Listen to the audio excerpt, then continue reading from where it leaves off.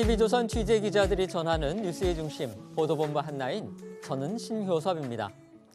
현 정권 핵심 지지층에 영향력이 있는 오피니언 리더들은 여러 매체를 통해서 집권 4개월이 넘는데도 전 정권과 이재명 민주당 대표 관련 의혹들에 대한 청소가 지지부진하다고 지적해왔습니다. 그런데 추석 연휴를 전후해서 기류 변화가 뚜렷합니다. 먼저 사법당국이 민주당 이재명 대표와 부인에 이어서 아들을 겨냥한 사법 처리 시도에도 속도를 내고 있는 것으로 확인돼서 주목됩니다. 또 총리실 조사에서 전 정부의 대표 정책 상품 중 하나인 태양광 사업 관련 비리가 대규모로 적발되자 윤석열 대통령이 오늘 직접 사법 처리를 강조하고 나선 것도 예사롭지 않습니다.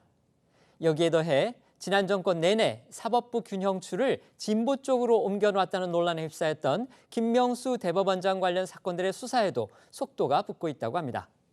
야당이 이를 가만두고 볼 리가 없죠. 벌써 정치적 파고가 만만치 않습니다. 오늘은 이 소식부터 집중적으로 알아보겠습니다.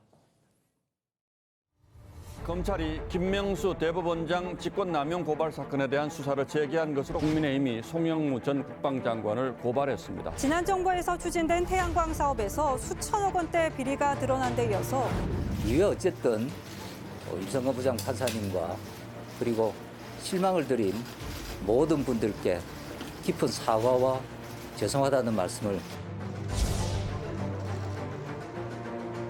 국가의 안보를 문란시킨 행위에 대해서 반드시 책임을 물어야 된다고.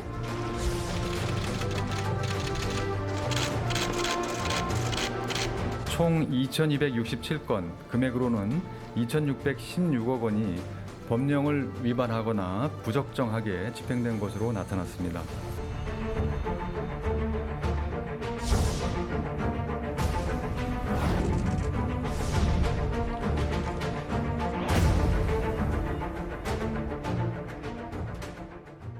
앞서 말씀드린 대로 문재인 정부 시절 문제가 제기됐던 일들에 대한 수사가 지금 전방위로 확대되는 분위기가 아주 뚜렷합니다.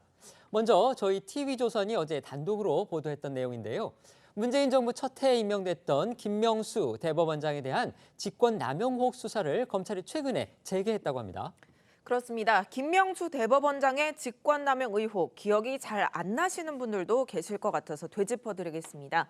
김 대법원장은 앞서 지난 2020년 임성근 전 부장판사가 낸 사표를 임 판사에 대한 탄핵 추진을 이유로 반려하고 국회에는 그런 사실이 없다고 거짓 해명을 했다가 고발이 된 사안입니다. 임 전 부장판사는요, 당시에 이른바 이제 사법농단 사건과 관련해서 재판 개입 혐의를 받고 있었죠. 민주당이 이를 이유로 해서 사상 초유로 법관 탄핵을 진행하고 있었던 그런 상황이었습니다. 그렇습니다. 임성근 전 부장판사는 앞서 박근혜 전 대통령의 세월호 참사 당일 7시간 행적 의혹을 보도한 일본 기자 재판에 개입했다는 혐의로 재판에 넘겨진 상황이었습니다. 이런 가운데 임 전 부장판사는 지난 2020년 5월 김명수 대법원장을 찾아가서 건강상의 문제를 이유로 사표를 제출했는데 김 대법원장이 민주당의 탄핵 움직임을 거론하면서 사표 수리를 거부했다는 의혹이 있었고요.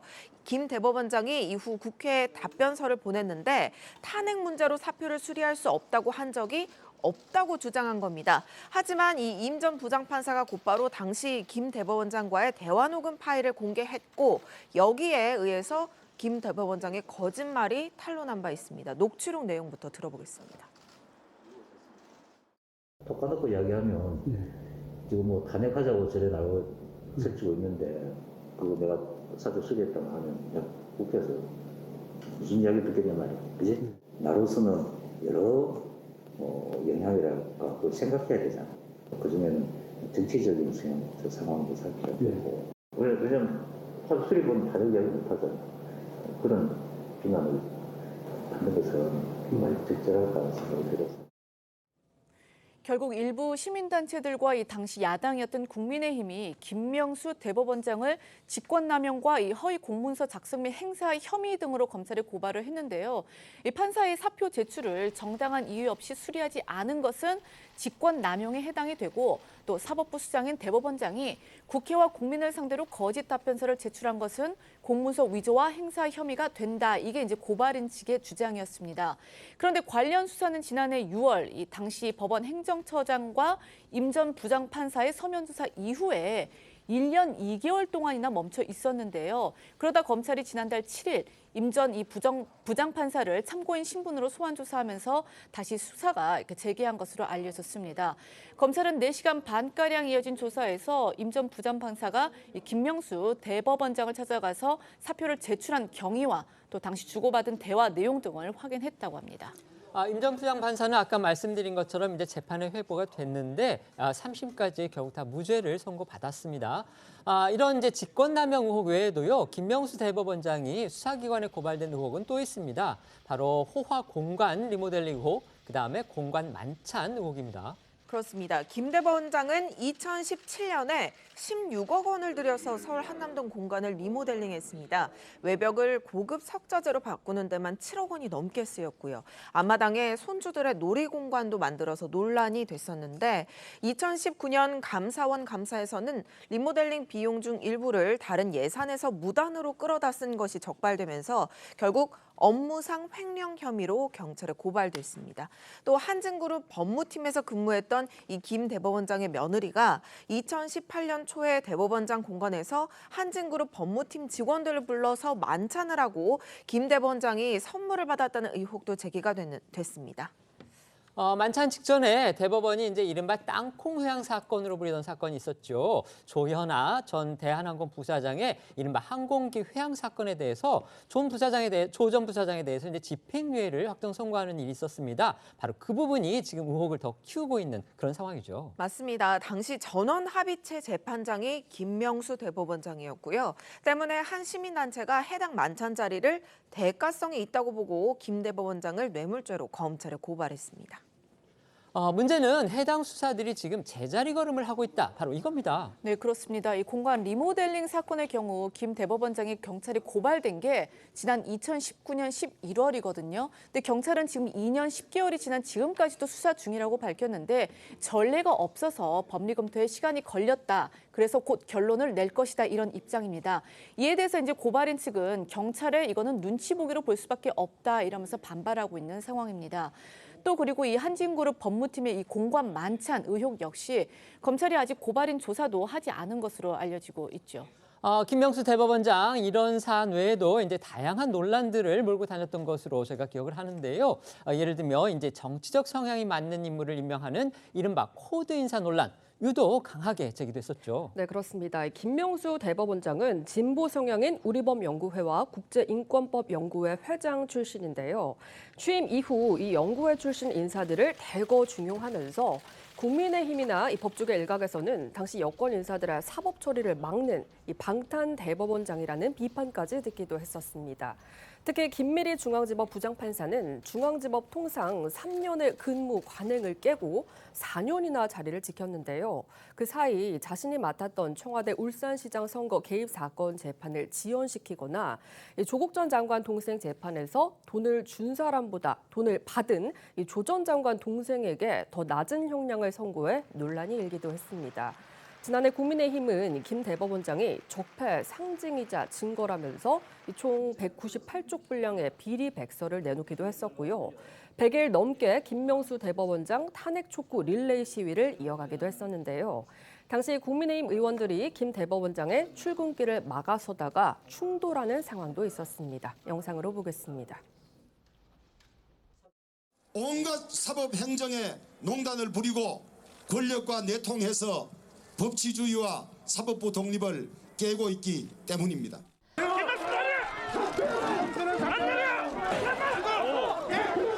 김명수는 즉각 사퇴하라!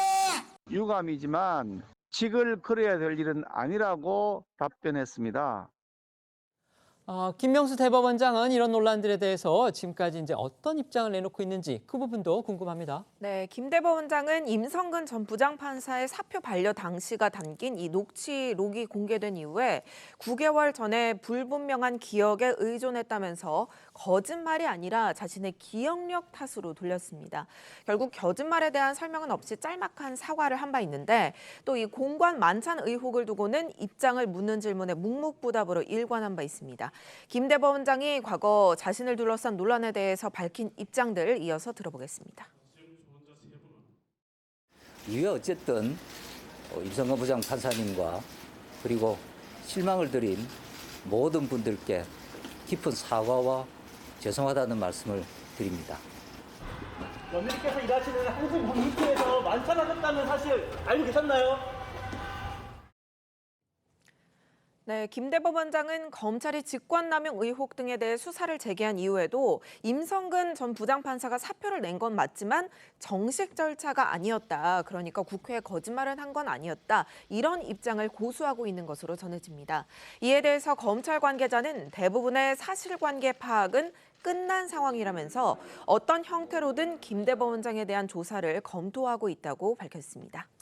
앞서 기자도 방금 말씀을 드렸지만 이제 저희가 취재한 결과로는요, 검찰이 어떤 형태로든 김명수 대법원장을 조사하겠다, 이런 생각을 갖고 있는 듯이 보입니다. 물론 이제 그 조사에는 여러 방법이 있을 수가 있겠죠. 직접 조사를 하는 방법도 있고, 이제 서면 조사나 이런 걸로 가름하는 방법도 있겠지만, 어쨌든지 간에 검찰이 현직 대법원장을 조사를 한다. 이것 자체, 더군다나 거기서 더 나아가서 만에 하나 기소까지 이루어진다면 그 자체로 우리 사법부 전체에 미칠 파장 클 수밖에 없을 것 같은데요. 이 상황은 어떻게 예상하십니까? 잘 아시다시피 사실관계는 거의 드러나 있는 상황입니다. 이제 본인이 부인을 했지만 이제 녹취 파일이 나왔으니까 그거에 대해서까지 부인할 수 있는 상황은 아니지 않습니까? 그래서 제가 보건대는 조사를 하느냐 안 하느냐 그다지 어찌 보면 중요할 것 같지는 않다. 다만 이 문제를 이제 조사를 하고 어떻게 처리를 하느냐는 문제만 남았는데, 글쎄요, 현직 대법원장에 대한 여러 가지 정치적 고려 충분히 저는 있을 거라고 생각을 합니다. 그런 점에서 본다면 아마 서면 조사든 소환 조사까지는 좀 가기가 쉽지 않은 것 아닌가. 그래서 그런 식으로 해서 처리는 될 텐데, 문제는 김명수 대법원장이 임기가 내년 9월이 끝나거든요. 그렇죠. 그러니까 지금 기소하느냐 여부는 중요한 게 아니고요. 검찰에서 이 상황, 본인도 법조인이니까 명확하게 알 거 아닙니까? 이 상황을 했을 때 대법원장으로서 과연 어떤 처신을 하는 것이, 기소를 했을 때 본인이 어떻게 처리를 해야 되느냐 이런 게 아니고, 그러니까 검찰이 수사하고 있는 상황을 김명수 대법원장이 어떻게 받아들이고 처신할 것이냐, 저는 오히려 그게 훨씬 중요하다고 생각합니다. 네, 말씀해 주시죠. 사실 국가적으로 봤을 때 사법부의 수장이 수사 대상이 됐다는 것 자체는 굉장히 좀 불행한 일인 것 같습니다. 직전 대법원장이었던 양승태 전 대법원장도 현재 이제 사법농단 혐의로 계속해서 재판 중에 있는데, 또다시 현직 대법원장이 수사 대상이 됐다라는 소식은 국민들이 보시기에도 참 안타까운 일일 텐데요. 법원 입장에서도 본다면 이제 판사들 사이에서도 이제 그 대법원장이 수사 대상이 된다라는 것 자체로도 좀 많은 또 의미가 있을 것 같습니다. 아무래도 성역은 없으니까요. 혐의가 있다라고 한다면 수사를 누구나 받을 수 있는 것이겠지만, 그렇다 하더라도 이번 정부가 드러나고 나서 뭔가 취임하고 나서 한 4개월 정도밖에 되지 않았는데 전방위적인 좀 사정 정국의 바람이 부는 것은 아니냐라는 우려는 조금 있습니다. 네. 문재인 정부를 향하고 있는 수사 소식 또 있습니다. 문재인 대통령이 취임한 뒤에 민주당을 중심으로 해서 박근혜 전 대통령 탄핵 정국 당시였죠. 정부가 계엄령 선포를 검토했다 이렇게 주장을 하면서 기무사가 그런 작성한 근거 문건이다 이렇게 또 주장을 하면서 공개한 문건이 있었습니다.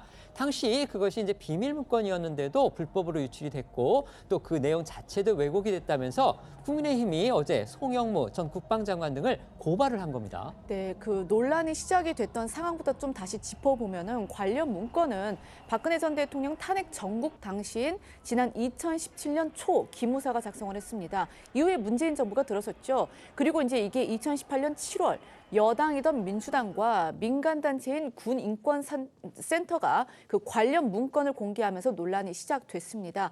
당시 민주당과 군인권센터는 문건에 광화문 여의도 탱크 투입과 국회의 계엄 해제 제지 등의 내용이 담겨 있다고 강조를 하면서 박 전 대통령 측에서 친위 쿠데타를 도모한 것이 아니냐 이런 의혹을 제기를 했습니다.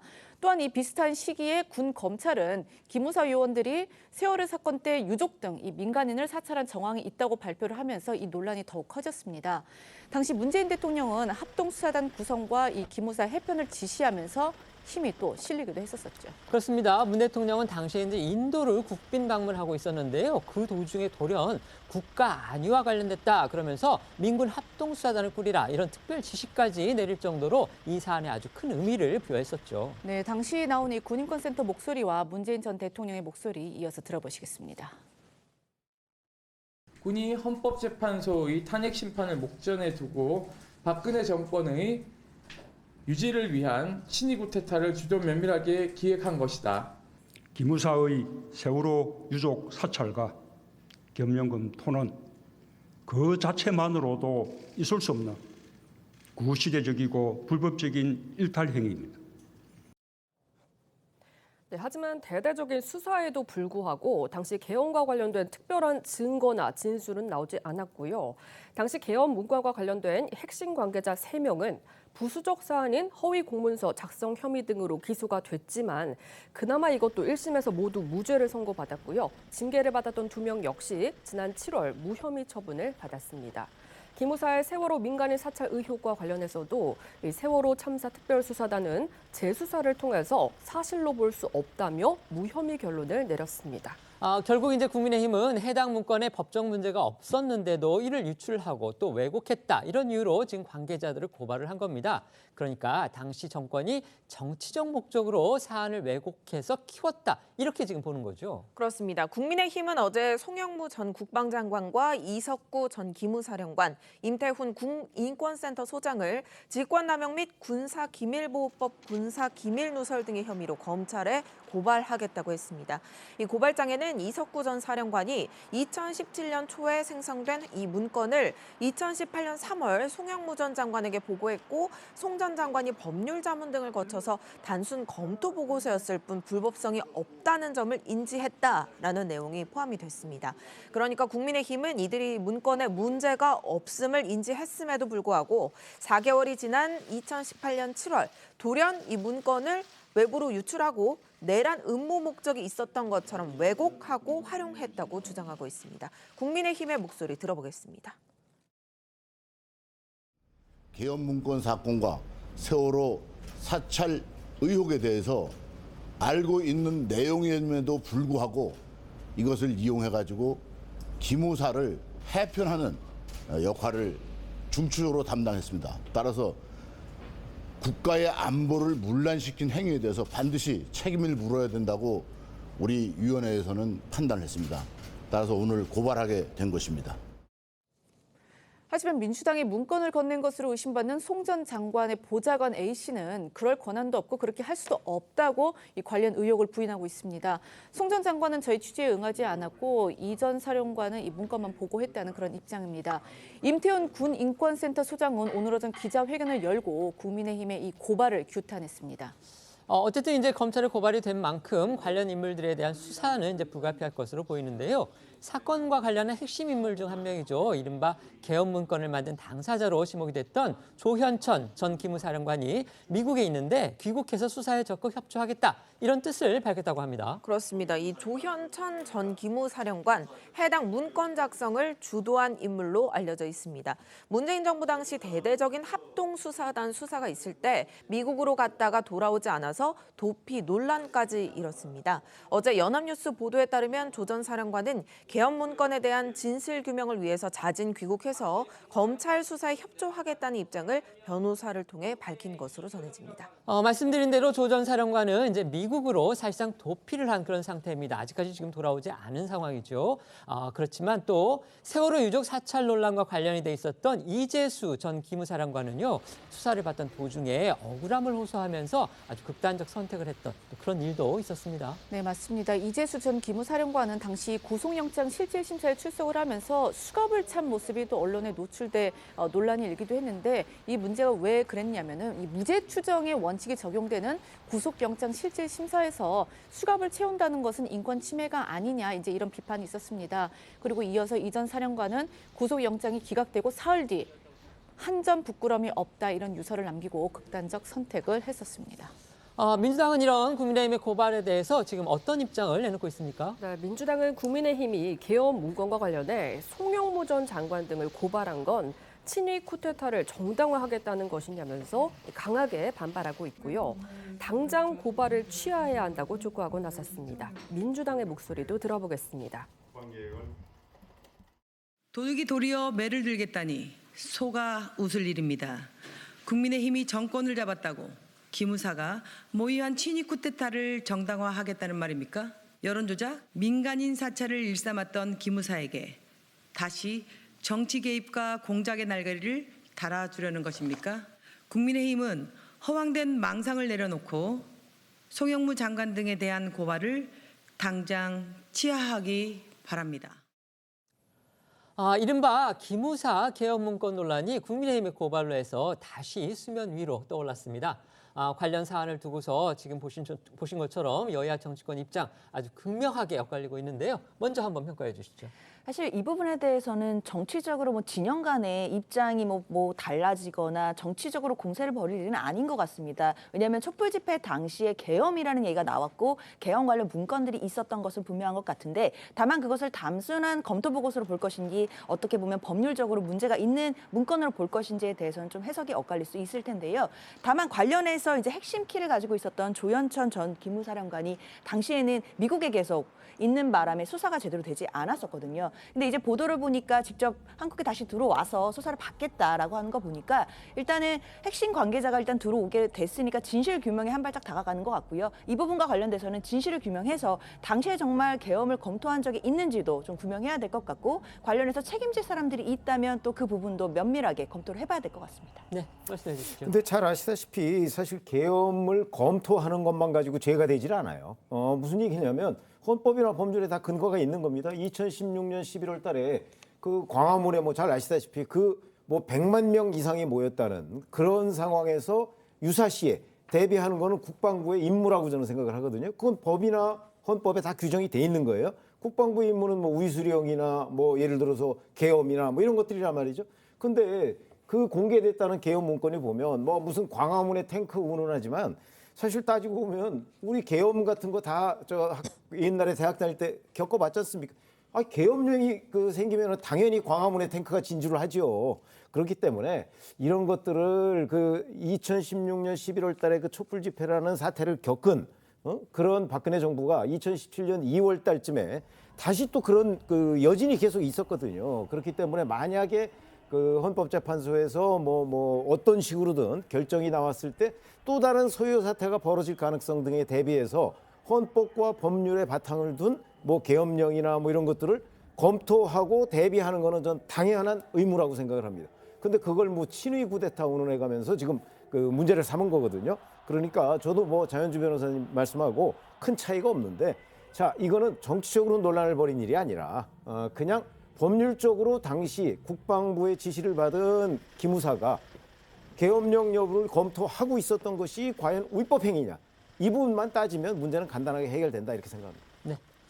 엊그제 총리실의 조사 발표로 문재인 정부 태양광 사업 관련 비리도 지금 본격적으로 조사 또는 수사의 도마 위에 오를 것으로 그렇게 보입니다. 그런데요, 오늘 아침에 윤석열 대통령이 이 사업 비리 의혹을 정면 겨냥해서 이권 카르텔이다 이런 표현까지 썼습니다. 그러면서 사법 처리까지 지금 거론을 해서 파장이 만만치가 않습니다. 그렇습니다. 오늘 아침 출근길 윤 대통령의 발언입니다. 태양광 등 지난 정부의 신재생 에너지 지원 사업 과정에서 2천여 건의 부당 사례가 적발됐다는 이 정부 점검 결과와 관련해 국민 혈세가 이런 이권 카르텔 비리에 사용됐다는 것이 참 개탄스럽다고 말했습니다.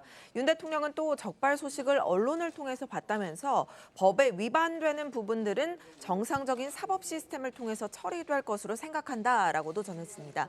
태양광 등 신재생 에너지 지원 사업이 지난 정부의 역점 사업이었던 만큼 이에 대한 정부의 점검이 지난 정권을 겨냥한 정치적 의도가 깔려 있다는 일각의 해석에 선을 그은 것으로 풀이됩니다. 윤 대통령의 목소리 직접 들어보겠습니다. 국민들의 이 혈세가 어려운 분들을 위한 복지 또 그분들을 지원하는 데 쓰여야 될 돈들이 이런 이권 카르텔의 비리에 사용되었다는 것이 참 개탄스럽습니다. 저도 언론을 통해서 봤고 법에 위반되는 부분들은 정상적인 사법 시스템을 통해서 처리가 될 것으로 생각하고 있습니다. 이번 조사는요, 총리실 국무조정실이 주도해서 이루어졌다고 합니다. 그리고 이제 조사의 대상도 이 사업의 일부만 표본으로 뽑아서 이렇게 조사를 했는데도 적발된 비리의 규모가 무려 2,600억 원이 넘었다고 합니다. 네, 그렇습니다. 지난 문재인 정부 당시 탈원전 전체 기조와 맞물려서 급부상했던 이 태양광 등 신재생 에너지 사업에 2,600억 원이 넘는 혈세가 낭비된 걸로 드러났습니다. 이틀 전 국무조정실 정부 합동부패 예방 추진단은 지난해 9월부터 올 8월까지 신재생 에너지 지원 사업에 대한 합동 점검을 벌인 결과 위법 부당 사례는 2,267건, 부당하게 대출되거나 지급된 액수는 2,616억 원에 달한다고 밝혔는데요.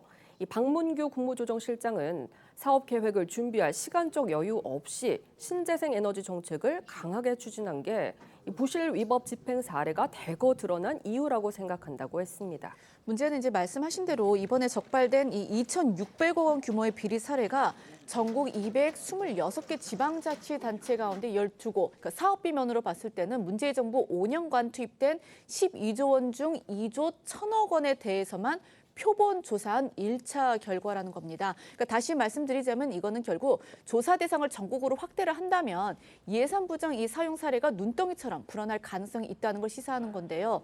총리실은 적발된 위법 사례에 대한 수사를 의뢰하고 이 부당 지원금을 회수할 계획이라고 합니다. 또 유사한 부정 사례가 만연할 것으로 판단해서 이 부처 추가 인력 파견 등을 통해서 조사 대상을 전국으로 확대할 계획입니다. 관련해서 박문규 국무조정실장의 이야기 들어보시겠습니다. 이번 점검은 전국 226개 기초단체 중에서 일부인 12곳만을 대상으로 실시되었음에도 불구하고 사업비 약 2조 1,000억 원 중 총 2,267건, 금액으로는 2,616억 원이 법령을 위반하거나 부적정하게 집행된 것으로 나타났습니다. 급하게 하다 보면은 모든 일이 부실한 경우가 발생하는데요. 신재생 에너지 정책이 강하게 드라이브를 걸다 보니까 미처 준비할 사업 계획을 탄탄하게 준비할 시간적인 여유 없이 그 말단에서 이제 집행이 되는 과정에서 이런 그 부실 집행 사례가 대거로 확인된 것이 아닌가. 박문규 국무조정실장이 굉장히 조심스럽게 사실 얘기를 한 겁니다. 미리 준비할 사업 계획을 탄탄하게 준비할 시간적인 여유가 없어서 부실 집행 사례가 대거로 확인된 거 아니냐 이렇게 얘기를 했는데 이 부분은 굉장히 조심스럽게 얘기를 한 거고요. 언론은 이 말을 걸어서 이렇게 해석을 했습니다. 결국 사업이 졸속이었다 이 말이다 이렇게 지금 해석을 했고요. 그다음에 아까 저희 기자가 말씀드렸듯이 이번 조사는요 현 정부 들어서 한 게 아니고요. 지난해 9월이니까 결국 지난 정부에서 시작이 돼서 이번 정부에서 매듭이 지어졌다. 그래서 이번 정부에서 이런 조사 결과를 낸 거지 사실은 조사 자체는 지난 정부에서부터 시작이 된 거다. 이 부분도 저희가 확인할 필요가 있어 보입니다. 어쨌든 이번에 적발된 비리 사례들을 보면은요 정말 온갖 수단이 다 동원됐다. 이런 평가가 지나치지 않습니다. 네, 좀 소개를 해드리면요. 자기 자본이 한 푼도 없는 사업자가 공사비를 부풀리고 허위 세금 계산서를 발행해서 불법 과다 대출을 받는 수법이 있었고요. 또 가짜 버섯 재배나 곤충 사육 시설을 지어서 대출받은 곳도 있었습니다. 특히 이 문정부 임기 내내 밀어붙였던 태양광 발전과 관련한 갖가지 수법 비리가 저질러진 것으로 나타났다라고 해도 과언이 아닐 듯합니다. 조선일보에 따르면 한국에너지공단이 2019년부터 2021년에 실시한 신재생 에너지 금융 지원 사업 6,509건을 서류로 전수조사했는데 점검 대상의 17%에 해당하는 1,129건, 대출금 1,847억 원 상당에서 규정 위반 사례가 적발이 됐습니다. 대부분이 태양광 시설 공사였던 것으로 전해집니다. 네, 구체적인 사례를 좀 살펴보면요. 버섯 재배나 곤충 사육을 한다면서 가짜로 시설을 지은 뒤 대출을 받은 사례가 20곳, 34억 원이 적발됐습니다. 현행법상 농지에는 태양광 시설을 지을 수가 없는데 버섯 재배나 또 곤충 사육 시설과 같이 설치를 하면 용도 변경이 필요 없다는 점을 악용한 건데요. 이 조선일보에 따르면 한 정부 관계자는 버섯 재배나 곤충 사육 시설로 위장했지만 실제로는 버섯이나 곤충을 제대로 키운 흔적이 없고 관련 매출도 없는 곳이 많았다면서 예산 오남용일 뿐만 아니라 농지법 위반에 해당한다고 지적했습니다. 앞서 저희가 소개도 해드렸지만 이 부정적 대출이 많았는데 어떤 시기였냐면은 이 태양광 발전 시설 설치 업체가 사업자와 공모해서 견적을 부풀리고 허위 세금 계산서를 발급해 이게 이제 실제 지출을 초과하는 대출금을 받는 그런 방식도 동원이 됐습니다. 43개 사업에서 71억 원이 부당하게 대출된 것으로 나타났는데 한 시공업체는 이런 식으로 해서 4개 지자체에서 총 18억 원을 타가기도 했습니다. 또 이 자기자본 투자 금액이 0원인 경우도 있었는데 여기에 대해서 박민규 실장은 어떻게 설명을 했냐면 사업비를 부풀려서 대출받은 돈으로 발전 사업자들이 돈 한 푼 내지 않고 태양광 시설을 설치를 하고 또 거기서 발생한 전기를 한국전력에 팔아서 그 많은 대출금을 갚으면서 사업을 해온 경우도 있었다 이렇게 또 지적을 했습니다. 국가 세금으로 이른바 이제 봉이 김선달, 그러니까 대동광물 팔아서 돈 벌었다는 그 봉이 김선달식의 영업을 했다는 건데요. 윤석열 대통령 이미 대선 후보 시절에도 문정부의 태양광 사업 비리를 겨냥했던 그런 일이 있었죠. 네, 관련해서 대선 후보 당시 윤 대통령의 목소리 들어보시겠습니다. 부패는 이루 말할 수가 없습니다. 이 운동권 정권이라는 게 자기들 끼리끼리 해먹는 패거리 정치거든요. 그러니까 자기들끼리 자리 다 나눠갖고 또 이권도 전부 나눠갖고 이번 정부에서 한 저 태양광인이 이런 공사 발주한 거 여러분들 이제 정권 바뀌면 하나하나 한번 보십시오. 누가 다 해먹었는지. 탈원전 한다고 해서 전기값 올라가게 해놓고 우리 산업 경쟁력 떨어뜨리고 태양광 보조금 누가 받아갔는지 아마 다 드러날 겁니다. 국민의힘은 문재인 정부의 태양광 사업을 겨냥해서 총공세에 나선 상황입니다. 어제 권성동 원내대표는 문재인 정부의 신재생 에너지 정책이 전반적인 부실 사업이자 비리의 온상이라면서 전수조사와 책임자 처벌, 징벌적 환수 존치를 검토해야 한다 이렇게 전했습니다. 성일종 정책위의장도 민주당은 지난 문재인 정권에서 자행된 태양광 사업 등 신재생 에너지 불법 부당 집행에 대해 국민께 사과하라고 목소리를 높였습니다. 반면 민주당은 이번 태양광 사업 조사 역시 윤 정부의 전 정부 망신주기라면서 반발하고 있습니다. 오늘 오전 윤 대통령의 발언에 대해서 민주당 오영환 원내대변인은 사실상 수사 가이드라인을 제공한 것이라고 지적했습니다. 또 윤건영 의원도 문재인 정부에서도 조사를 해왔던 것이라며 마치 정권 차원의 권력형 비리인 것 마냥 몰아가는 것에 화가 난다고 말했습니다. 민주당 윤건영 의원의 발언과 그에 대한 국민의힘 성일종 정책위의장의 목소리 함께 들어보겠습니다. 전임 정부에 대한 모욕주기고 망신주기 그 이상도 이하도 아닙니다. 근데 이 조사를 윤석열 정부 들어서 갑자기 시작한 게 아니라 작년 9월. 매년 해왔던 사업입니다. 매년? 예.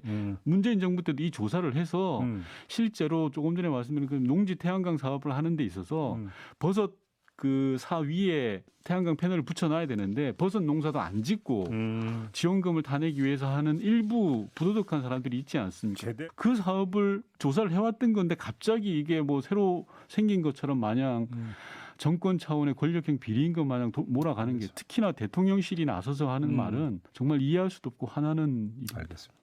점검을 하려고 했으면 제대로 했어야죠. 자기 식구들이기 때문에 이것을 제대로 점검 안 한 거 아니겠습니까? 권력 주변에 기생했던 사람들이 주로 많이 한 건 맞잖아요. 이 중에는 정상적인 방법으로 사업을 하신 분들이 있습니다. 그분들은 전혀 문제가 없습니다. 그러나 전문성도 없고 힘을 가지고 권력 주변에 있는 사람들이 이런 일을 한 경우가 많이 있는 것으로 저도 추측이 되는데 이런 부분들은 바로 잡아야 되고.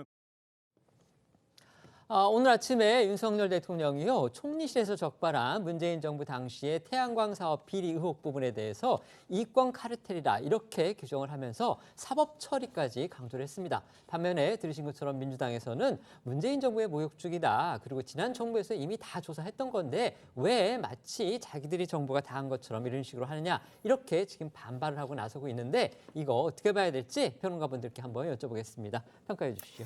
뭐 잘 아시다시피 사실은 태양광 사업 비리 그러면 아마 기억나는 사람이 있죠. 허인회 씨 같은 경우가 있습니다. 뭐 녹색 드림 협동조합이라는 걸 만들어서 사실은 뭐 불법 하도급이나 뭐 이런 여러 가지 유형. 왜냐하면 그 유형이 이번에 적발된 사례도 그대로 들어가 있습니다. 사실은 주로 이제 서울시에서 그런 그렇죠. 서울시에서 주로 했고요. 물론 서울시도 민인 태양광 사업 같은 걸 열심히 지원을 했었거든요. 박원순 서울시장 시절에. 서울시도 그래서 사법 처리가 됐습니다. 됐고요. 그런데 이제 그 부분은 이제 오세훈 서울시장 들어서 사실은 그 전면 조사를 하고 감사위원회 감사 같은 걸 통해서 하나 둘씩 드러난 적이 있었죠. 근데 그때 그 사실과 지금 그 총리실에서 얘기했던 것이 거의 겹치는 일입니다. 그러니까 이런 점은 제가 보기에는 뭐 새롭게 그 지금 뭐 표본 조사를 했다고 하지만 전수 조사를 할 경우에는 이거보다 훨씬 더 많은 숫자가 나올 것으로 예상이 되고, 뭐 윤석열 대선 후보도 선거운동 과정에서 얘기했듯이 벌써 한 4, 5년 전부터 운동권 출신들이 대거 이 태양광이나 신재생에너지 사업에 그 연루돼 있다 하는 거는 뭐 소문으로는 무성했거든요.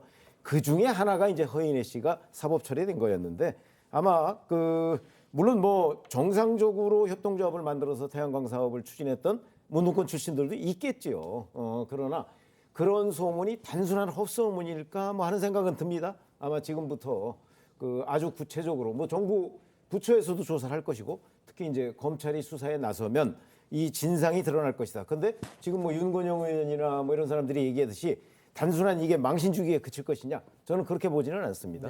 네, 구체적으로 문제가 있을 가능성이 대단히 높다고 봅니다. 네. 그러니까 방금 최 의원님 말씀해 주신 이제 운동권 사람들 이런 부분과 관련된 어떤 이익 카르텔 그런 부분은 이제 수사를 통해서 저희가 밝혀져야 될 그런 부분으로 생각을 합니다. 네, 말씀해 주십시오. 사실 태양광 사업을 뭐 말고도 그러니까 정부에서 보조금을 주는 사업들이 굉장히 많이 있거든요. 그 정부 산하기관에서는 이제 보조금 명목으로 지원해 주는 경우가 굉장히 많은데, 이 경우에 사실 부도덕한 일부의 사람들이 그 보조금을 유용하거나 뭐 사기로 잘못해서 보조금을 타가는 경우들이 종종 있습니다. 그로 인해서 뭐 수사되고 뭐 구속되는 경우들도 많이 있고요. 다만 이제 태양광 사업만 뭐 이런 보조금 유용이나 뭐 잘못된 혐의가 있는 것은 아닐 텐데요.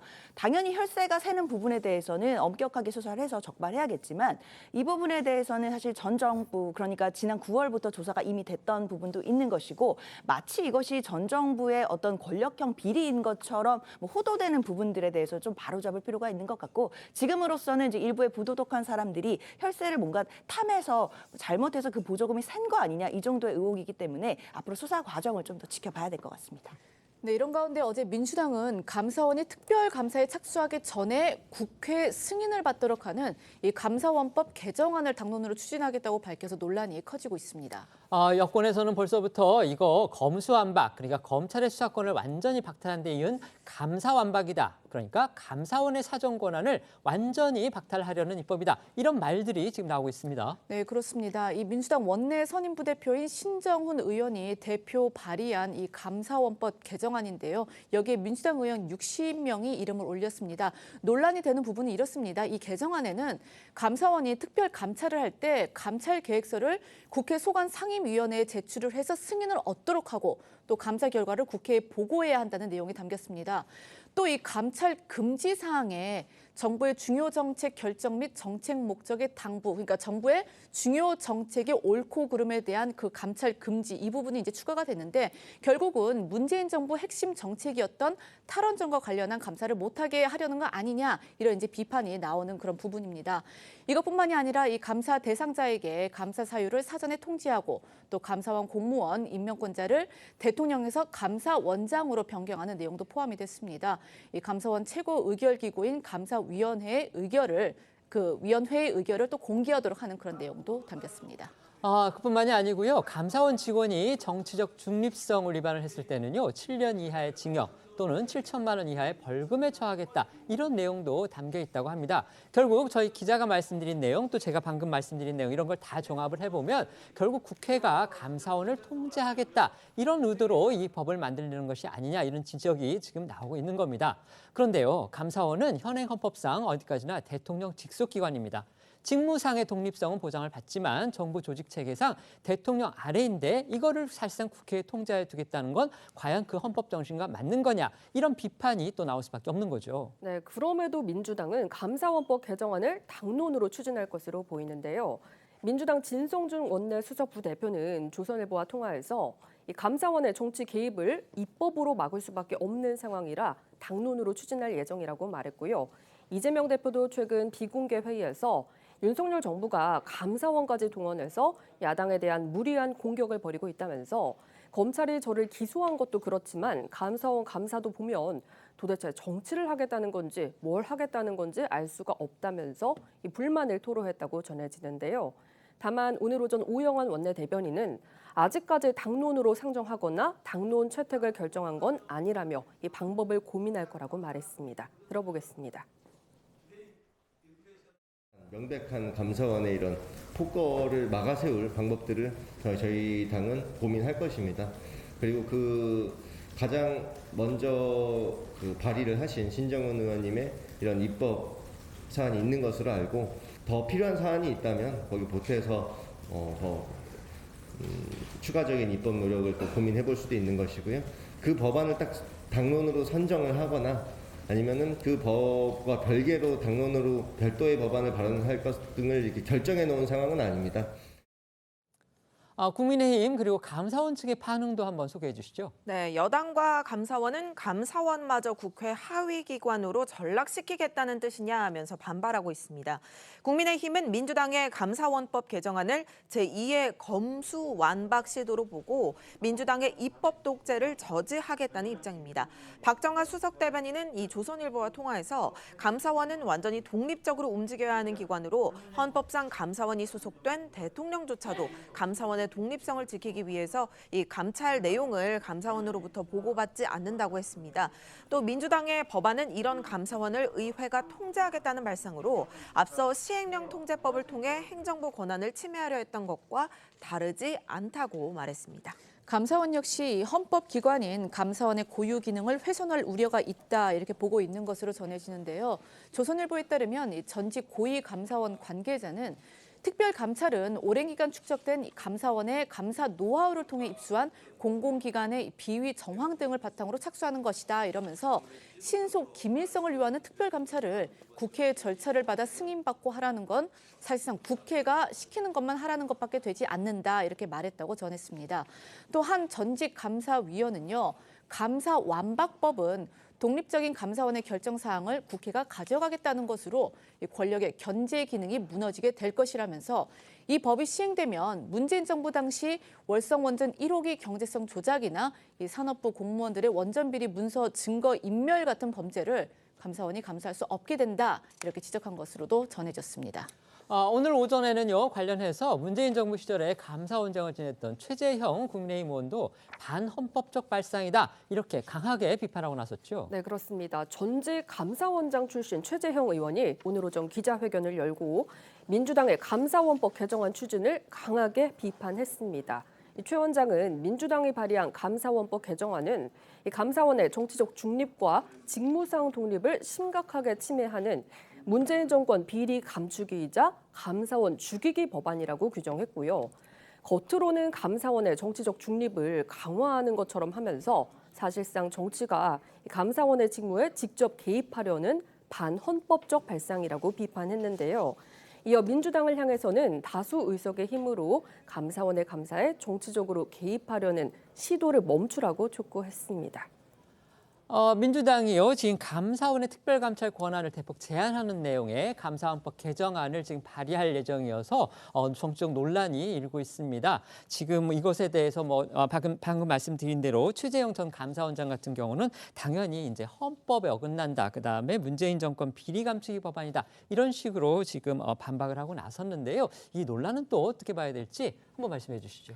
사실 감사원은 당연히 중립성이 가장 최고의 가치일 것입니다. 근데 지금 현재 윤석열 정부가 들어오고 나서 감사원이 이제 감사라는 방향이 지난 정부, 그러니까 문재인 정부에서 있었던 일들에 대해서 너무 많은 감사가 이루어지다 보니까 과연 감사원이 중립성을 유지하고 있느냐, 정치적인 기관이 된 것이 아니냐라는 일부 우려들이 분명히 존재했습니다.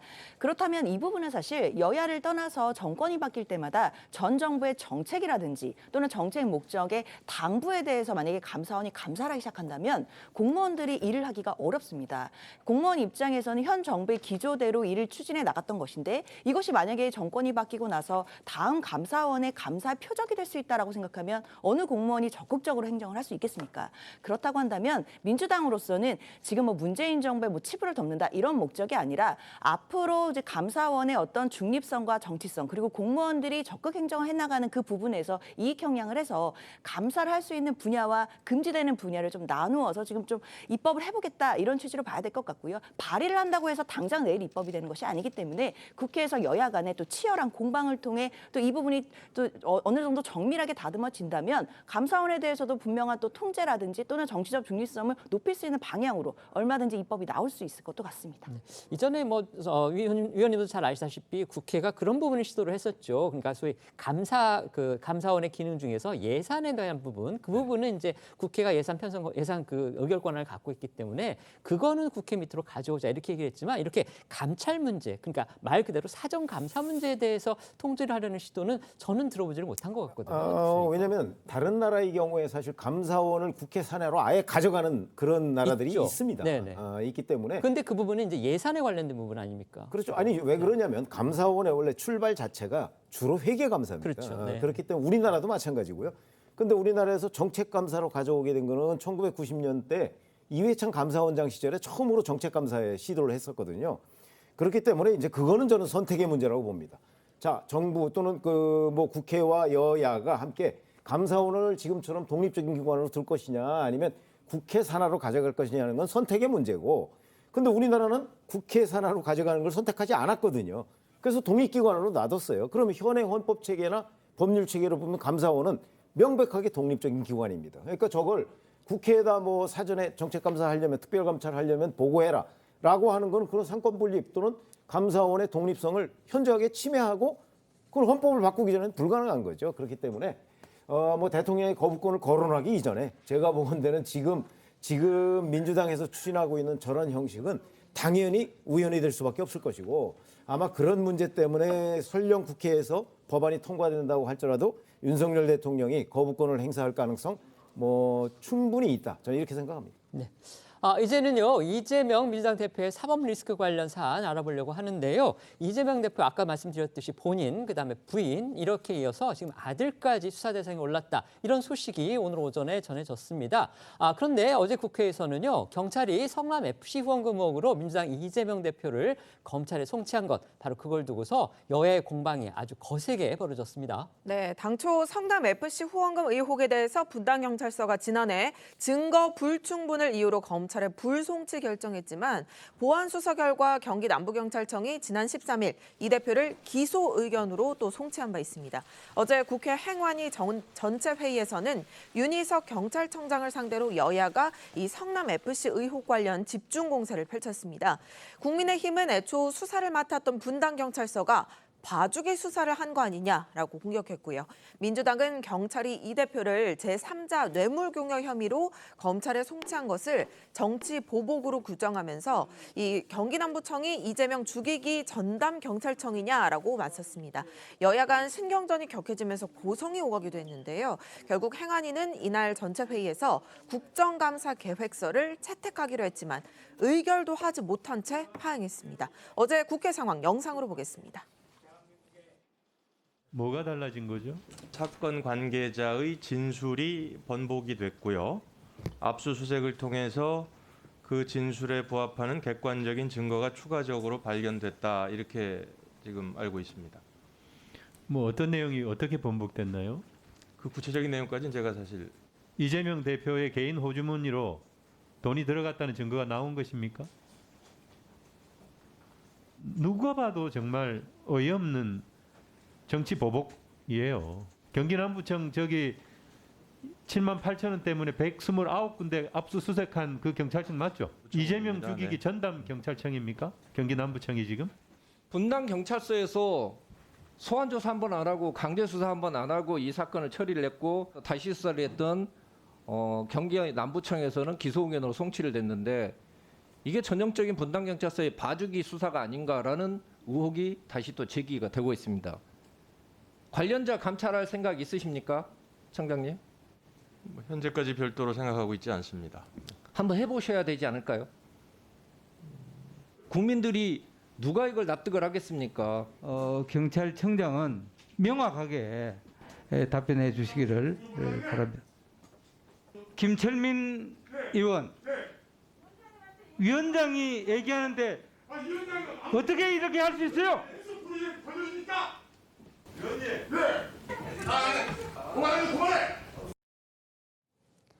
저처럼 여야의 난타전이 지금 벌어졌는데요. 그 와중에서 경찰청장이 답변을 또 한 내용이 눈에 띕니다. 왜 수사 결론이 1차 수사에서 난 것이 2차 수사에서는 바뀌었는지 그 부분 이유를 또 직접 밝혔습니다. 네, 앞서 들으신 것처럼 윤희근 총장은요, 이재명 대표에게 제3자 뇌물공여 혐의가 인정된다는 보안 수사 결과에 대해서 사건 관계자의 진술이 번복됐고 압수수색을 통해 진술에 부합하는 객관적 증거가 추가적으로 발견됐다고 설명했습니다.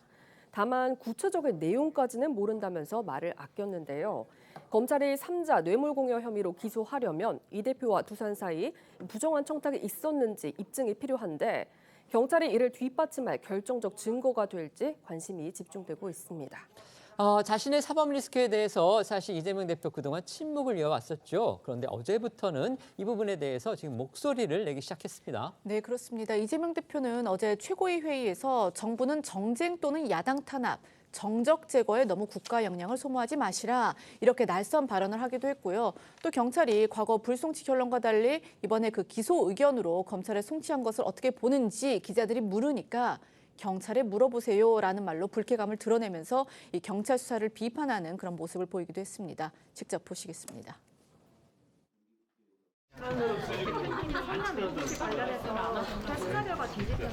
대표님이랑 언급을 따랐는데 대변인이 아마 답변하실 거예요. 성남 FC 경찰 수사 결과에 대해서 한 말씀 좀 부탁드립니다. 네.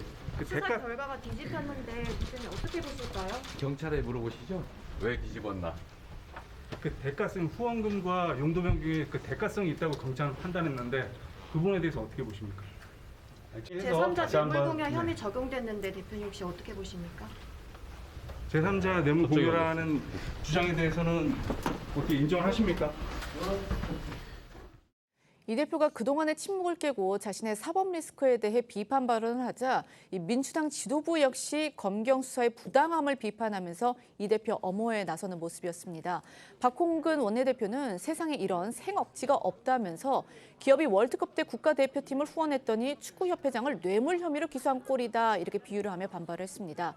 정청래 최고위원은 이재명 대표에게 성남시장 재임 당시 뇌물을 받은 적이 있는지 공개적으로 물으면서 이 검경 수사를 애둘러 비판을 했는데요. 들어보시겠습니다. 뇌물이란 어떤 직위에 있는 사람을 매수하여 사사로운 일에 이용하기 위하여 넌지시 건네는 돈이나 물건이라고 되어 있습니다.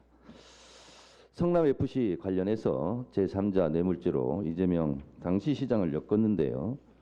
이재명 당시 시장 혹시 넌지시 건네는 이렇게 돈 받으신 적 있습니까? 왜 이러세요? 예, 본인이 직접 넌지시 받지 않았다는 것이 확실하니까 결국은 제3자 뇌물죄를 엮어서 송치한다고 그럽니다. 있는 죄도 없는 죄가 되고 없는 죄도 있는 죄가 되는 그런 정권인 것 같습니다.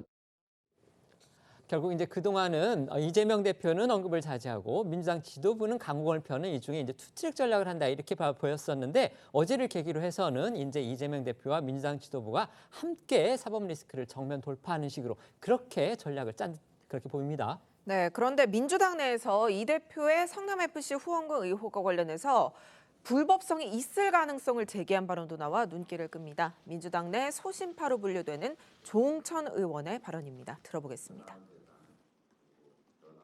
제3자 뇌물 공여라고 하는 게 공무원이 직무상 부정한 청탁을 받고 제3자에게 뇌물을 공여하게 하거나 약속을 하는 거거든요. 근데 뭐 직접 받은 적이 있냐고 물어보는 것 자체가 좀 말이 안 되는 것 같은데. 경기지사 당시 이재명 지사가 항소심에서 당선 무효형 받으니까 그때 좀 움직이는 것 같았어요. 그러다가 대법원에서 무죄를 받고 당시 여당의 유력한 대선 주자가 되니까 막 황급히 불송치 결정을 내리는 거 아니냐라는 당시에 제 느낌이었어요. 2016년 중반 이후에는 현금 기부 체납 제도가 생겼습니다마는 이 일이 있었던 거는 2014년 15년도의 일인데 그때까지는 기부 체납은 모두 현물이었습니다. 그러면 현금 기부 체납은 이때 당시에서는 불법이었죠. 이제 성남FC 후원금 의혹 같은 경우는요. 수원지검 성남지청으로 송치가 됐기 때문에 그쪽에서 수사를 하게 되는데 그런데 이 성남지청의 지금 검찰 수사 라인이 간단한 사람들이 아니다. 또 이런 기사가 나왔어요. 네, 소개를 해드리겠습니다. 이번 수사를 지휘할 이창수 성남지청장, 조상원 차장검사, 유민종 형사 3부 부장검사는 윤 대통령의 측근이거나 특수통 검사라는 공통점이 눈에 띕니다. 특히 성남지청장은 검찰 수뇌부의 신임이 두터운 인물이 주로 임명되는 것으로 알려졌는데 이 이창수 지청장은 윤 대통령이 검찰총장 시절에 대검찰청 대변인으로 보조하면서 인연을 맺은 바 있습니다. 또 조상원 차장검사는 2016년 박영수 특별검사팀에 파견돼서 윤석열 수사팀장 지휘 아래 수사를 했었고 또 라임 자산운용 환매 중단 사태 수사하다 추미애 당시 법무장관에 의해 교체된 바가 있습니다. 유민종 이 부장검사는 이재명 대표의 공직선거법 위반 사건을 수사해서 재판에 넘겼고 이 대표의 핵심 의혹 중에 하나죠. 백현동 개발 의혹도 수사 중입니다. 윤 대통령의 또 다른 측근인 이복현 금융감독원장과는 서울대 경제학과 선후배 사이로 알려졌습니다. 이재명 대표와 관련해서 오늘 아침에 말씀드린 대로 이게 눈에 띄는 기사가 났습니다. 바로 이재명 대표의 아들에 대해서 수사가 지금 다시 재개가 되고 본격화됐다는 건데요. 그 부분도 한번 알아보죠. 네, 경찰이 상습 도박 등 혐의를 받는 이 대표의 장남 A씨를 어제 소환해서 조사한 것으로 확인이 됐습니다. A씨는 2019년 1월부터 2021년 말까지 불법 웹사이트에서 도박을 한 혐의와 함께 같은 기간 성매수를 했다는 의혹도 제기된 상태입니다. 민주당은 대선 기간에는요 이렇게 해명했습니다. 자체 조사를 거쳐서 팩트체크를 해보니까 A씨가 한 도박 사이트에서 2020년 7월까지 도박을 했고요. 그 외 사이트에서는 최근까지 포커를 쳤다. 이렇게 밝힌 적이 있었죠. 그렇습니다. 논란이 불거졌을 당시 이 대표도 제 아들이 쓴 글이 맞다고 인정하면서 다시는 이런 일이 생기지 않도록 하겠다고 사과했었죠. 하지만 성매수 의혹에 대해서는 당시 민주당 선대위가 이 마사지 업소 후기 글을 올린 것은 맞지만 성매매를 한 적은 없다고 부인을 했었습니다. 성매수 의혹은 A씨가 2020년 3월 한 사이트에 특정 마사지 업소가 위치한 지역과 상호 일부를 언급하면서 다신 안 간다는 이 게시물을 올려서 불거졌는데 A씨는 어제 경찰 조사에서 이 대표와 비슷한 취지의 답변을 한 것으로 알려졌습니다. 이번 임 대표 아들 수사와 관련해서 민주당의 박성준 대변인이 방금 전에 이제 기자들한테 얘기를 했는데요. 이재명 당대표에 대한 모든 수사를 진행하는 과정에서 나온 것으로 해석을 한다. 이건 한마디로 전방위적인 수사고 압박 수사고 정치 탄압이다. 뭔가 이 대표 가족, 이 대표에게 프레임을 씌우려는 수사들이 계속 이어지는 것 같다. 이렇게 비판적인 의견을 내놨습니다. 그런데요, 또 이 대표의 변호사비 대납 의혹과 관련해서도 지금 새로운 보도 내용이 알려져서 또 눈길을 끌었습니다. 네, 문화일보가 이 대표의 변호사비 대납 의혹 불기소, 검찰의 불기소 결정서를 입수해서 보도를 했는데 총 14쪽 분량의 결정서에는 이 쌍방울이 발행한 전환사채 등 관련 자금이 변호사비로 대납됐는지 여부를 금융계좌 거래, 이 내역 추적과 압수수색 등을 통해 확인한 결과 일부 전환사채가 발행돼서 유통되는 과정에 이 편법 발행, 유통 등 횡령, 배임, 자금 세탁이 의심되는 정황이 확인됐다 이러면서 이 대표와 쌍방울 그룹의 관계에 비춰볼 때 이 전환사채 발행 이익이 변호사 등에게 대납됐을 가능성을 배제하기 어렵다 이렇게 적시가 돼 있었습니다. 특히 검찰은 2018년 이 선거법 사건의 변론 업무를 적극적으로 수행을 했던 이모 변호사의 경우 장기간 변론 활동의 수임료로 확인된 금액이 1,200만 원에 불과하고 또 2년간 이 변론 업무를 수행한 남모 변호사의 경우에도 이 대표 배우자 김유경 씨의 공직선거법 그 위반 등 수사 단계에서 변호사비 1,100만 원을 수수한 것 외에 이 수임 내역이 확인되지 않았다면서 추가 수임료가 지급됐을 가능성의 근거로 제시를 하기도 했습니다. 검찰이 이렇게 정황을 밝혔는데 그렇다면 또 불기소는 왜 한 건지 그것도 궁금하군요. 네, 검찰은 변호사비 대납을 의심케 하는 여러 가능성에도 불구하고 김성태 전 쌍방울 회장이 해외 도피 중이고 당시 경기도청 자문계약 등에 관여한 비서실 직원들이 출석 요구에 불응하고 있다면서 공소시효내 진실을 밝혀내는데 한계가 있었다 이렇게 밝힌 걸로 전해졌습니다. 반면에 이 대표는 그동안 이 쌍방울 관련 의혹들에 대해서 여러 차례 부인해 온 바가 있었는데 과거 발언 들어보시겠습니다. 저는 변호사비를 농협하고 삼성증권 계좌로 다 송금했고 그 금액은 2억 5천만 원이 조금 넘습니다. 그리고 예, 대부분 다 정리해 사법연수원 동기거나 대학 친구, 법대 친구들 이런 분들이어서 무슨 S 회사가 저하고 무슨 관계가 있어가지고 그분이 제 변호사비를 대신해 줍니까? 그 근거를 일단 찾아내야 말이 일단 될 거고요. 이 대표는 최근에도 이 쌍방울 의혹을 부인하면서 나와 쌍방울의 인연은 내복 사입은 것밖에 없다 이렇게 일축을 했었는데요. 이 속옷 전문 의류회사인 쌍방울 그룹과 어떤 불법적인 관계 없었다는 점을 우회적으로 반박을 한 겁니다. 네, 보신 것처럼 이재명 민주당 대표가 검경으로부터 각종 수사를 받고 있는 가운데 이 대표는 윤 대통령을 향해 민생을 논의할 1:1 영수회담을 지속적으로 제안하고 있는 상황입니다. 지난달 28일 당대표 당선 직후 윤 대통령에게 영수회담을 제안했었고 이어서 추석을 앞두고 SNS를 통해서도 글을 올린 바 있고요. 또 지난 13일에도 민생 경제 위기가 매우 심각하다면서 윤 대통령에게 영수회담을 거듭 제안했습니다. 이와 관련해서 어제 국회를 찾은 이진복 대통령실 정무수석은 윤 대통령의 해외 순방 이후 여야 대표와 원내대표를 만나는 것도 고려해 볼 필요가 있다면서 입장을 전하기도 했습니다. 들어보겠습니다. 윤석열 대통령께 다시 한번 공식적으로 영수회담을 요청드립니다. 민생 앞에 여야와 정쟁이 있을 수 있겠습니까? 우리가 여야를 떠나서 민생을 구하고 또 더 나은 사회를 위해서 새로운 사회를 준비하기 위해서 어떤 것들이 필요한지를 허심탄회하게 머리를 맞대고 논의할 수 있는 민생경제 영수회담을 다시 한번 촉구합니다. 대통령은 영수회담의 자체에 대해서 용어 자체를 대통령은 인정하지 않습니다. 우리 비대위원회가 이제 만들어지고 정의당도 비대위원회가 이제 정리가 되어지면 대통령 해외 순방 다녀오고 나서 한번 이렇게 당대표, 원내대표 이렇게 만나는 것도 한번 고려해 볼 필요가 있다. 방식은 어떻게 되든지 간에 그때쯤 되면 한번 논의를 할 수 있지 않겠느냐라는 생각을 가지고 있습니다. 그러니까 사실상 대통령실이 이 대표와의 1:1 영수회담은 거절했다. 이렇게 볼 수 있겠습니다. 네, 들으신 대로 대통령실은 이 대표가 원하는 1:1 영수회담에는 선을 그으면서 윤 대통령이 이 대표를 만나더라도 여야 지도부와의 회동 방식이 돼야 한다 이런 입장입니다. 그러니까 회동을 하게 되더라도 윤 대통령이 또 이 해외 순방을 마치고 돌아온 뒤인 이달 말 이후에나 추진될 것으로 보입니다. 다만 윤 대통령이 순방 직후 이 대표에게 다자회담을 제안하더라도 이 대표가 이를 받아들일지는 미지수인데요. 이 대표로서는 이 다자회담을 수용할 경우 형식적인 만남에만 그칠 수 있어서 본인이 부각되기 어렵고 또 그렇다고 이를 거부할 경우엔 민생을 위한 협치라는 말뿐이다 이런 이제 비판에 직면할 수 있게 되는 어떻게 보면 그 딜레마에 빠질 수 있기 때문이죠.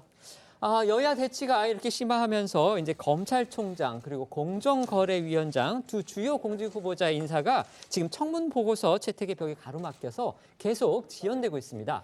윤 대통령이 결국 여야 합의를 기다리지 않고서 두 사람 임명을 강행하려는 그런 모양새입니다. 네, 그렇습니다. 윤석열 대통령이 어제 이원석 검찰총장 후보자와 한기정 공정거래위원장 후보자에 대한 인사청문 경과 보고서를 오늘까지 재송부해달라고 국회에 요청했습니다.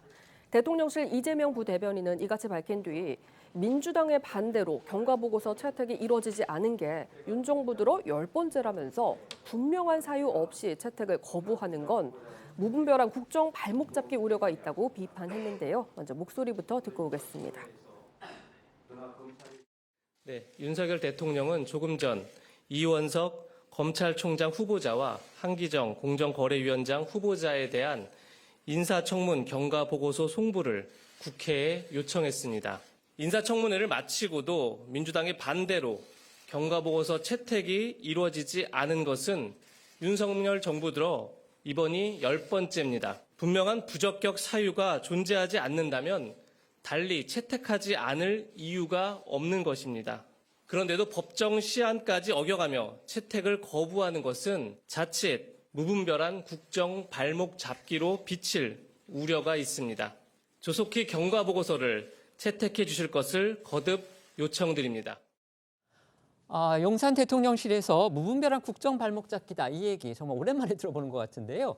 그런데 민주당이 두 후보자 인사청문 보고서 채택에 동의해 주지 않는 이유, 그것도 궁금하군요. 네, 민주당 입장은요, 한마디로 두 후보 모두 자리를 수행하기에 부적격하다는 겁니다. 오영환 원내대변인은 오늘 기자들과 만나서 이원석 후보자의 경우 사실상 윤석열 사단의 특수통 라인 완성용으로 권력에 충성할 부하 검찰총장이 될 가능성이 높은 인물이라는 판단이 있었다. 적격 판단을 할 수 없다는 게 저희 입장이다라고 설명을 했습니다. 또 한기정 후보자에 대해서도 부적격하다고 주장했습니다.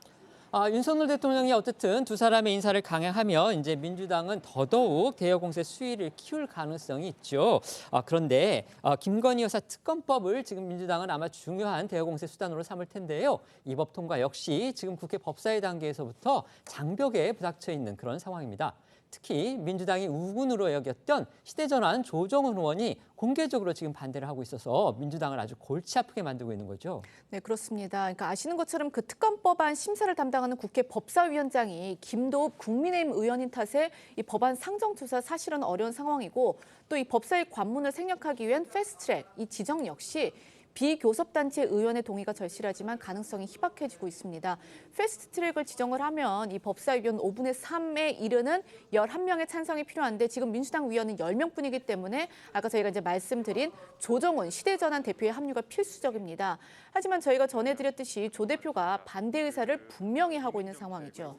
때문에 민주당 안에서는 지금 조 의원을 향한 압박의 목소리가 커지고 있는 분위기인데요. 조 의원 반박도 지금 만만치가 않죠. 네, 특히 민주당에서는요. 어제 박범계 의원이 한 라디오에 나와서 조 의원이 어떻게 해서 국회에 들어오게 됐는지 한번 되돌아봤으면 좋겠다.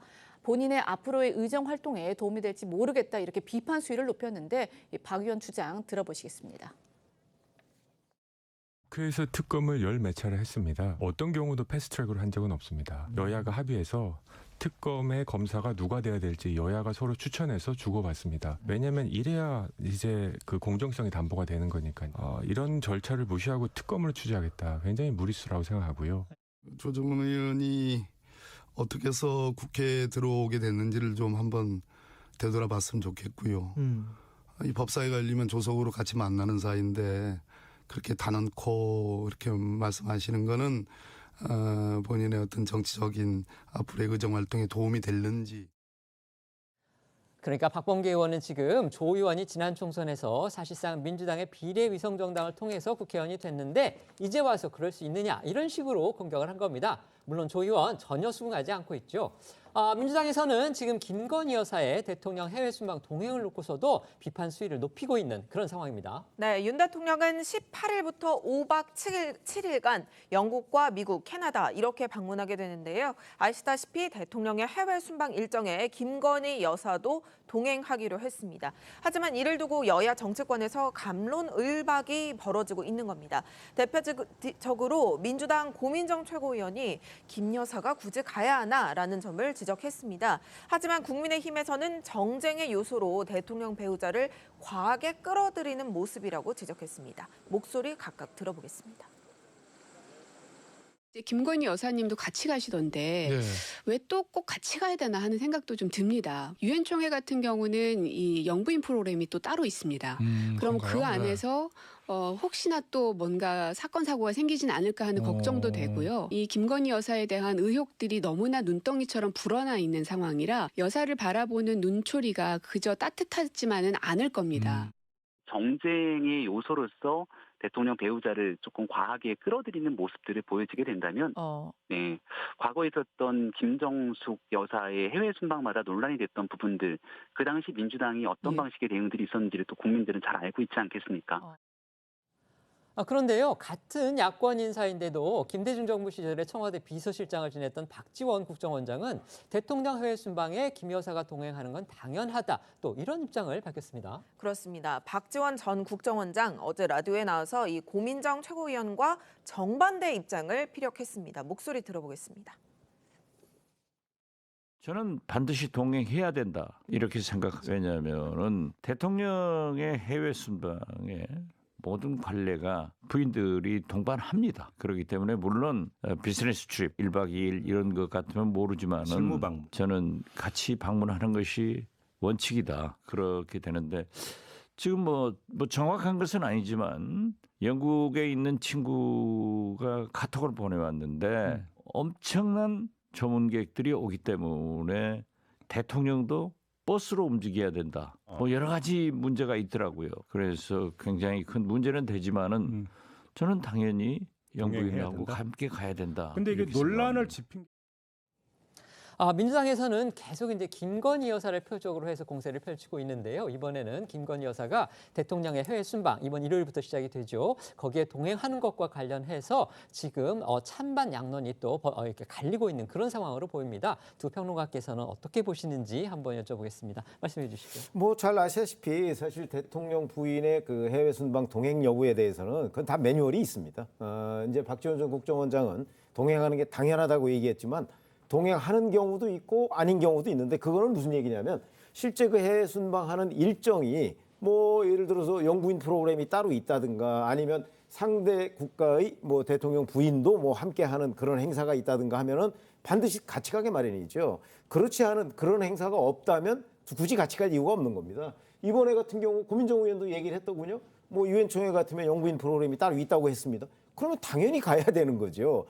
가지 않는 것이 오히려 의전상 결례가 된다. 이런 관점에서 본다면 그건 뭐 매뉴얼에 있는 건데 문재인 정부에도 다 했던 것이고요. 의문의 여지가 없다. 이렇게 생각합니다. 정파적으로 볼 입장이 아니라고 생각합니다. 네, 말씀해 주시죠. 저도 뭐 김건희 여사가 이번 해외 순방에 함께 동행하는 것 자체에 대해서 그냥 반대하는 것은 좀 정치 공세라고 생각을 합니다.